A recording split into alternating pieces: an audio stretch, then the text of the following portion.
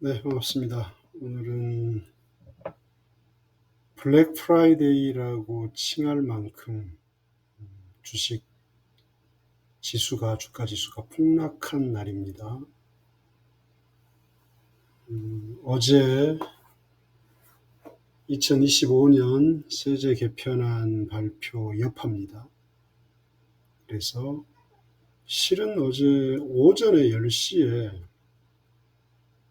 정책실장이 한미 관세 협상이 타결됐다는, 그래서 전반적인 시장 평가가 85점, 90점 정도 선방했다, 그런 평가가 있어서 한 1, 2주 정도 주식 랠리, 상승 랠리를 기대했었습니다.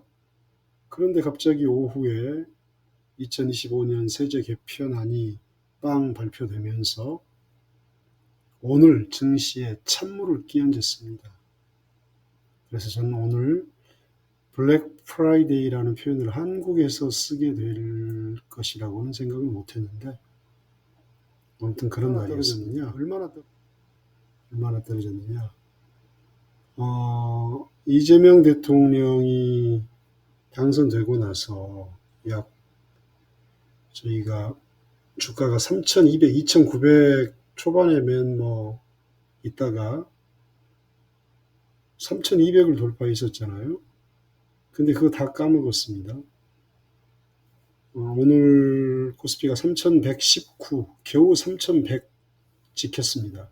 그래서 126.03포인트 하락했고요. 코스닥은 800을 간신히 넘겼는데 오늘은 780선도 무너졌습니다. 772.79, 무려 32.45포인트, 마이너스 4.03%가 폭락했습니다. 왜 대관절 한미 관세 협상 타결에 호기를 살리지 못했을까? 물론 저는 발표를 물타기용이었다고 생각을 합니다. 한미 관세 협상 타결이 잘 됐으니까 이 세제 개편안을 슬쩍 끼워 넣어서 물타기 하지 않았을까, 그런 의심을 합니다. 아무튼 안타깝습니다.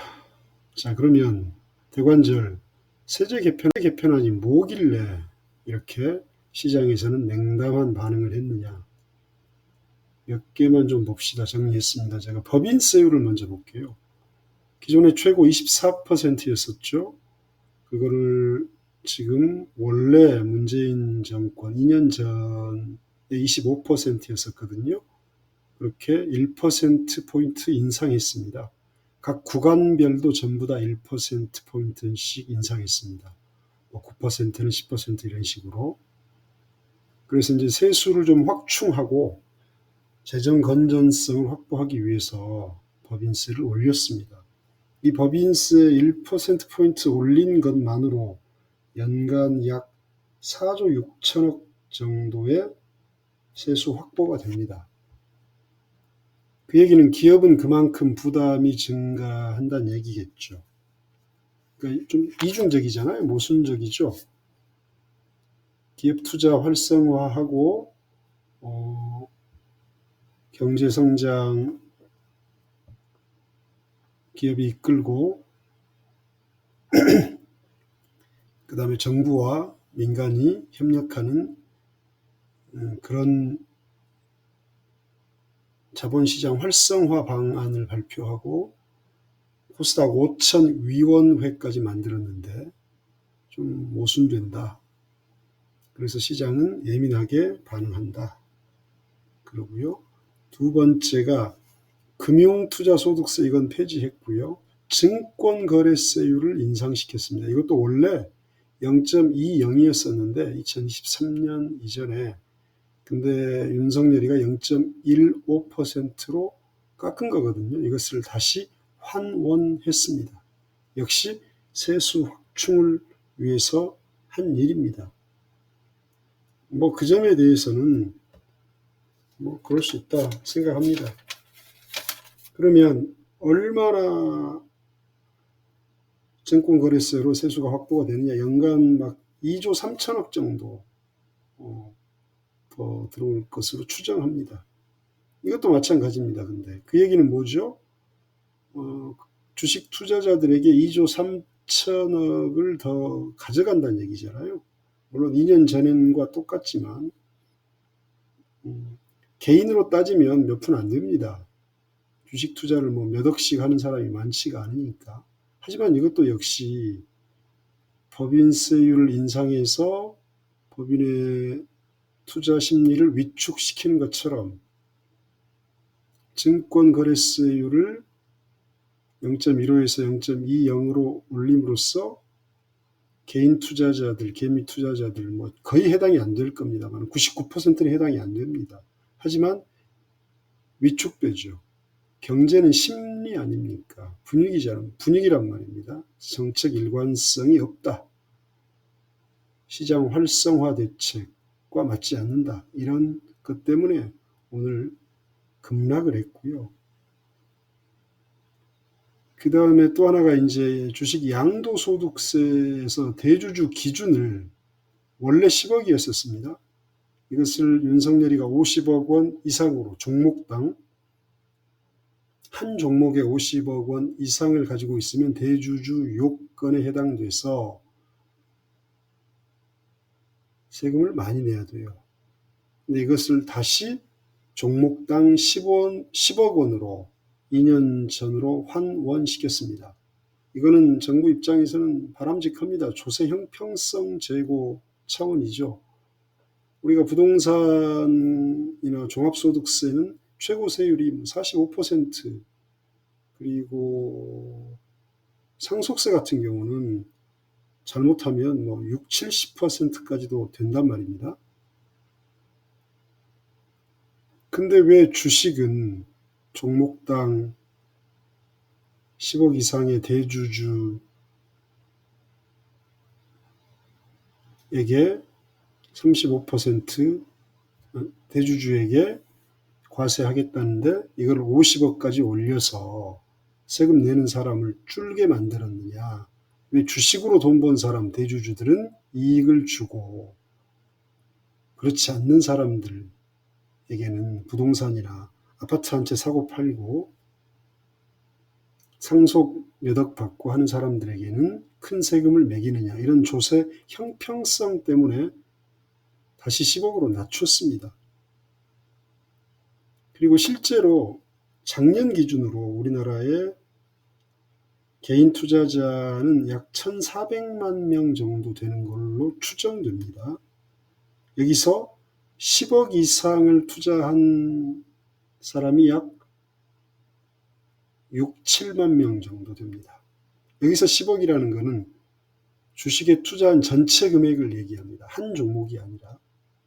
그래서 한 종목을 10억 이상 가지고 있는 사람들은 전체 1,400만 명 가운데 0.1%도 안 될 겁니다, 아마.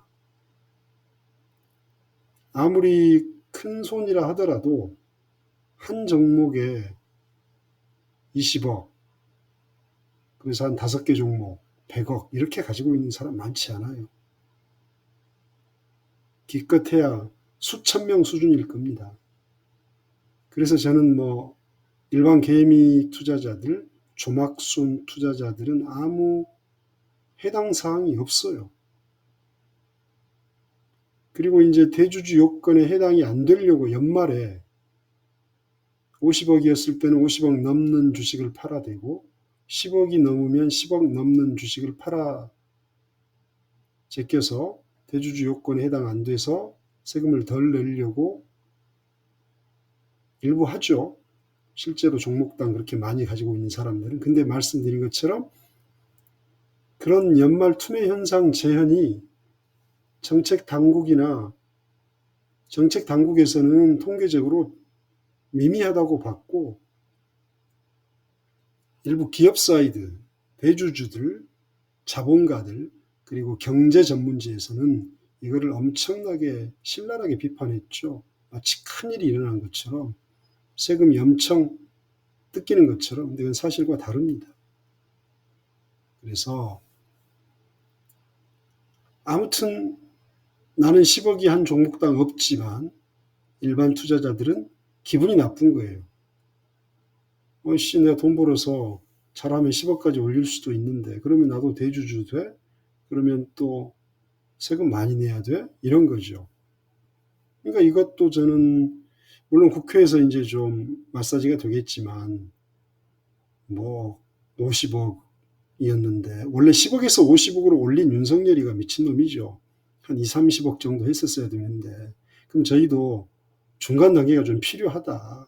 너무 한꺼번에 에스컬레이션 하지 말고 50억이었으니까 내년에는 뭐 한 25억, 내후년에는 20억, 그다음에 15억, 10억 이런 식으로 해서 통계로 설득을 해야 됩니다. 야, 실제로 연말에 종목당 20억 이상, 30억 이상 가지고 있는 사람이 몇천 명밖에, 몇백 명밖에 안 되더라. 여러분하고 아무 상관이 없다. 이런 과정을 거쳤어야 되는데 너무 급격하게 낮추다 보니 심리적으로 위축이 된 것 같아요. 자, 그 다음에 이제 고배당 기업 배당 소득인데요. 기존에는 종합소득에 과세를 했거든요. 근데 이걸 이제 분리과세하기로 했습니다. 종합소득에 과세를 하게 되면 최고 세율이 45%잖아요. 거기서 지방세 합치면 45 플러스 4.5니까 49.5가 되잖아요. 근데 이거를 분리과세로 하기로 했습니다. 종합소득세에 포함을 안 시켜요. 근데 이제 최고 세율을 이것도 뭐 구간이 있는데 35%로 정했습니다. 이것도 시장에서는 약 20에서 25%를 기대했었거든요. 왜냐하면 배당을 많이 하는 기업이 배당을 많이 해야 현금을 가지고 있는 사람들이 주식에 투자를 하고 연말에 배당 소득을 안정적으로 받고 그리고 외국인 투자자, 외국인 기업 투자자들이 기관 투자자들이 가장 불만이 있었던 게 우리나라에 이 배당이 제대로 이루어지지 않는다 했었거든요. 그래서 배당을 좀 늘리기 위해서 분리과세를 하면서 기업 배당을 촉진하고 자본시장 활성화, 우리가 모건 스탠리 선진국 지수에도 편입 못된 것 중에 가장 큰 이유가 뭐 이런 것들이거든요. 그래서 배당소득 분리과세를 도입해서 잘한 방향인데 이것도 최고 세율이 35%면 돈 많은 회장님들, 대주주들이 배당하겠느냐. 이거 역시 20에서 25 정도로 하면서 점진적으로 늘렸어야 됐는데 이거 역시 자본시장 활성화 정책과는 맞지 않는다. 그래서 1,400만 개미 투자자들이 실은 아까 말씀드린 뭐 법인세 1% 올리는 거, 그 다음에 증권거래세, 이건 조금 영향이 있지만 그래도 1년에 몇만 원 수준입니다. 올리는 거, 그 다음에 양도소득세상 대주주 기준을 50억에서 10억으로 낮추는 거, 그 다음에 배당소득을 분리과세해서 최고세율을 35%로 한 것, 실은 1,400만 명 가운데 해당 사항 있는 사람 별로 안 돼요. 그런데 어쩐다? 경제는 심리다, 분위기다, 기분이다. 기분 나쁜 거예요. 참고로 이 배당 소득을 배당을 할 수 있게 하는데 뭐 좀 까다롭게 만들어 놨어요. 그래서 제가 조사해 보니까 이렇게 할 수 있는 기업이 우리나라 상장사가 약 2,500개 정도 되는데 그 중에 한 350개 정도밖에 해당이 안 돼요. 삼성전자, 현대차는 해당도 안 돼요. 예. 그러면 14% 정도 되거든요. 그래서 실질적인 효과도 별로 없어요. 그래서 실은 민주당 내에서도 진성준 의원 안이 지금 발표가 된 건데 주도가 돼서 좀 강경한 안이었죠. 과천의왕의 이소영 의원 같은 경우는 완화하고 좀 점진적으로 가자라는 의견이 팽팽했습니다. 그래서 아까 말씀드린 법인세는 그대로 갈 것 같아요. 근데 나머지 것들은 국회에서 마사지를 통해서 좀 조정돼야 된다. 그래서 저는 이재명 대통령과 정책 당국자분들께 감히 좀 제언을 하고 싶어요. 우리가 어나운스먼트 이펙트라는 표현이 있지 않습니까? 이건 뭡니까? 어떤 권위 있는 기관, 기업, 정부에서 어떤 정책 그리고 방향에 대해서 발표만 해도, 실행은 하지 않고 이럴 예정입니다라고 발표만 해도 시장, 기업들은 거기에 다 맞춰서 움직입니다. 그래서 리셋하는 거죠. 대기업들은 내년도 사업 계획을 거기에 맞춰서 세우고, 그렇죠? 무역을 중점적으로 하는 회사라면, 무역 관련이라면 거기에 맞춰서 또 조정을 할 것이고, 일반 소비자들 역시 맞는 소비를 하려고 노력할 것이고, 예를 들어서 가장 어나운스먼트 이펙트가 효과를 많이 발휘하고 영향력이 큰 게 우리가 파월, 미국 연방준비제도, 미 중앙은행이죠. 의장이죠. 그 사람이 한마디 하면 전 세계 금융시장이 거기에 맞춰서 쫙 줄을 섭니다. 알아서 기어요. 굉장히 긍정적인 효과죠. 아직 실행은 안 했어요. 발표만 해요. 우리 내년부터 이럴 거야. 그러다가 도중에 바뀔 수도 있잖아요. 경제 상황이 이러이러해서 유보한다 라든가. 근데 이렇게 발표만 해도 시장이 알아서 움직인단 말입니다. 그래서 굉장히 어떤 강제적이거나 실질적으로 실행을 하지 않고서도 시장의 분위기를 바꿀 수 있고, 그 다음에 어떤 시민들의 패턴을 바꿀 수도 있는 그런 아주 유효한 수단이란 말입니다. 정책 수단입니다. 근데 이번에 우리 정책 당국은 어제 오전 10시에 정책실장이 나와가지고 한미 교역 무역 협정 타결 15% 관세 타결을 발표를 했습니다. 그래서 시장이 굉장히 긍정적으로 반응했죠. 앞으로 주가도 1, 2주는 상승 랠리 하겠구나. 불장이 왔구나. 이렇게 다들 판단했죠. 그리고 아주 보수, 극보수나 아주 보수 경제진 한두 곳 빼고는 점수를 85점, 90점 이상 후하게 줬습니다. 저도 그렇게 굉장히 잘했다는 평가를 했고요.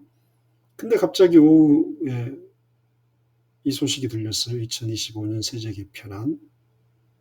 그러니 오늘 주가가 하락할 수밖에 없죠. 저는 이게 물론 조율은 했다고 생각합니다.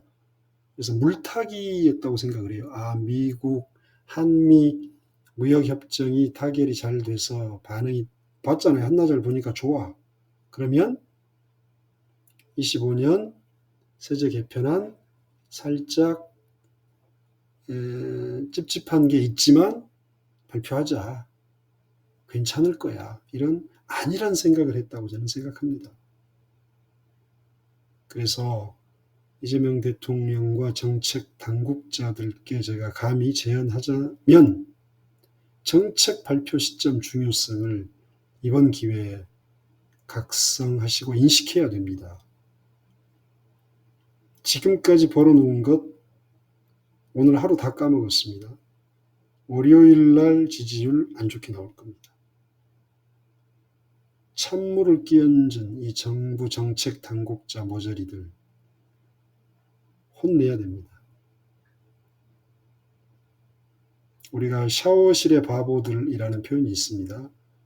정책 금융 결정자들이 금리를 올릴지 내릴지 이러지도 저러지도 못하고 샤워실 찬물 부스에 머리를 샤워하면 차가워하고 옆으로 가서 뜨거운 물 들고 또 뜨거운 물 트니까 아이고 뜨거우고 다시 찬물로 돌리고 이런 바보들한테 이거 맡기면 안 됩니다. 관료들한테 포획되면 안 돼요. 정치입니다. 이거 똑같습니다. 모든 시스템이 똑같아요. 기업이든 정치든 사회든 굉장히 전략적으로 치밀하게 정교하게 디자인해서 발표해야 됩니다.